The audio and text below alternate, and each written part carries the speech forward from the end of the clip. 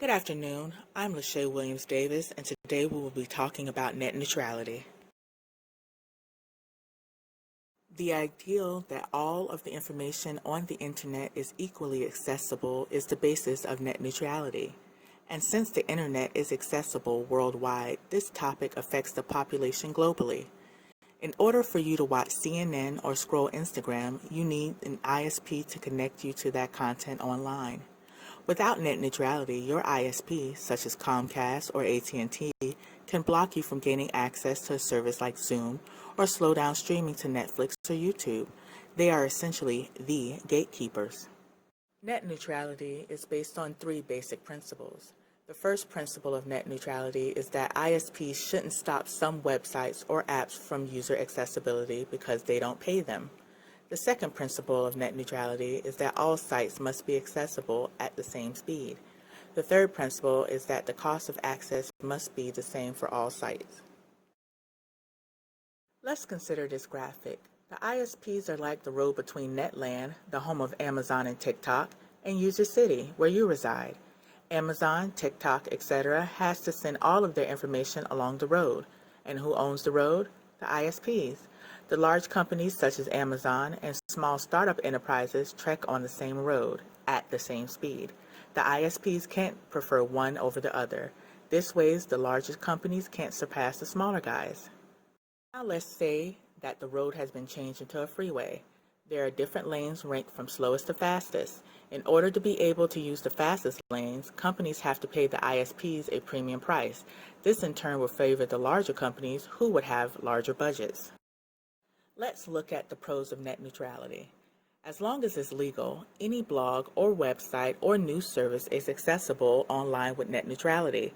Otherwise, the supposition is that ISPs could block access to content they don't want you to see or that they don't make a direct profit off of. Net neutrality allows everyone to have a voice online, for better or worse. An open internet ensures that a bigger corporation don't get an added advantage over a smaller startup. It's a level playing field on the internet. Opponents of net neutrality have contended that firstly, it makes it easier for sites containing questionable content, such as pornography, to be accessed inappropriately. They also say that streaming services has created a greater demand on bandwidth, which has given the need for greater spend on capacity, deterring resources away from innovation. Advocates for less oversight of ISPs say that allowing them to charge for access to some content will also lead to free access to certain sites such as Wikipedia. The argument for keeping net neutrality is basically supported by, and I'm not being simplistic here, everyone other than the providers. From Amazon, Google, Apple, and Wikipedia to the 22 million Americans who commented on the FCC's website in support of it. On the side of the opposition are, of course, the ISPs, equipment providers such as Cisco and 3M, think tanks that include Center for Individual Freedom, as well as various special interest groups. The modern net neutrality debate began around 2000, in the days of early broadband. It became apparent that broadband ISPs had both incentive and the means to block, throttle, or threaten some of the smaller startup sites. Legal battles have swirled around the issue for decades over both the wisdom of the FCC's orders and the legal foundation for setting those orders. Beginning in the George W. Bush administration, the FCC started to tamper with the communication classifications of broadband. The FCC also tackled Comcast's blocking of peer-to-peer video streaming, AT&T's effort to block Skype on the iPhone, and Verizon's interference with Google Wallet. The carriers, of course, challenged the premises in court and won. First FCC chairman in the Obama administration, Julius Janowski, still tried to prevent things like blocking, throttling, paid prioritization, discrimination by providers. Each time the FCC did that, broadband companies sued and won. Then in 2015, the FCC reclassified broadband as telecommunications. This reclassification gave the FCC the authority it needed. What happens when content companies pay ISPs for priority access is nicely illustrated using the example of the deal struck between Netflix and Comcast. In exchange for more than an 80% increase in their users' broadband network with Comcast, Netflix opted to pay to use the quote-unquote fast lane. Despite the net neutrality rules, the broadband carriers found another way to extract more money from the internet industry centered on a rise in streaming video.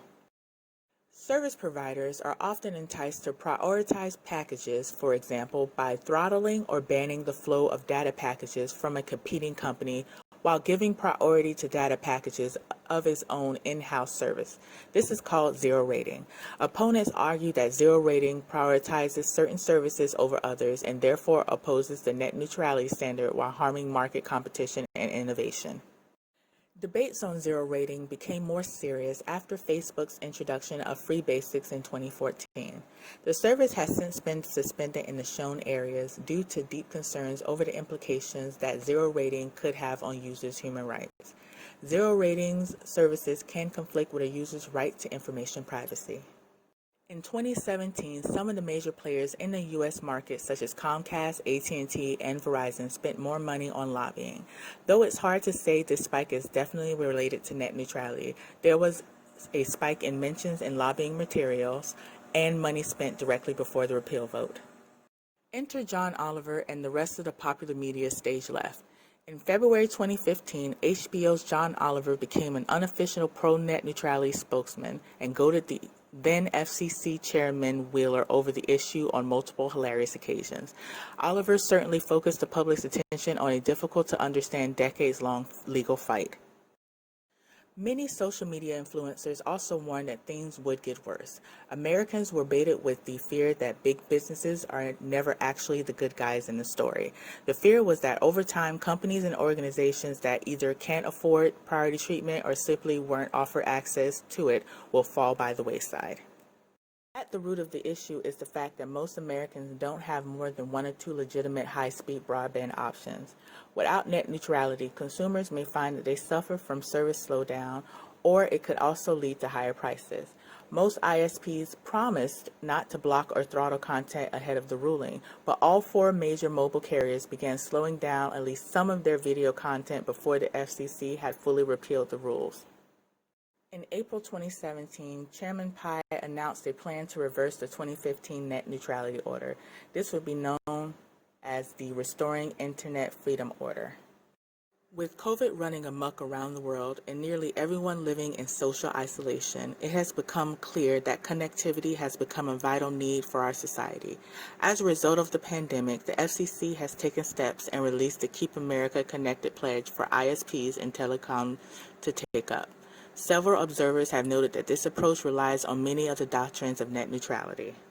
The current spike in entertainment traffic during COVID is the kind of condition that net neutrality opponents worried about. During the FCC hearing on repealing net neutrality in 2017, Republican Commissioner Michael O'Reilly worried that entertainment content would overwhelm networks to the impairment of more important traffic. But it turns out prioritizing wasn't essential.